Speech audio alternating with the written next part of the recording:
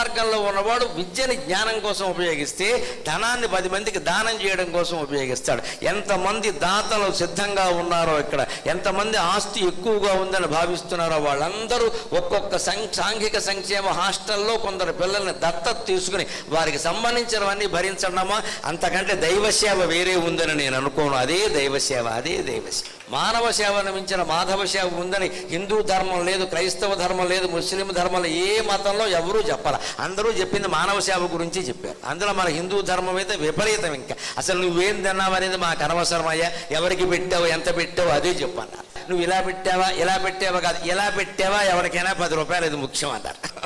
నువ్వు ఇలా పెట్టావా, ఇలా పెట్టావా కాదు, ఎలా పెట్టావా 10 రూపాయలు అది ముఖ్యం. లేని దానికి ఎందుకు బతుకు ఇక్కడ? ఏ బొట్టు ఎలా పెట్టినా, ఏ దేవుడిని ఎలా పూజించినా 10 మందికి ఏమైనా ఉపకారం చేసామా అది కావాలండి. అప్పుడు దేవుడి ముందు కూడా హాయిగా నిలబడదాం. ఏం చేసావా అంటే ఫలానా చేసావా, లెక్క చూసుకో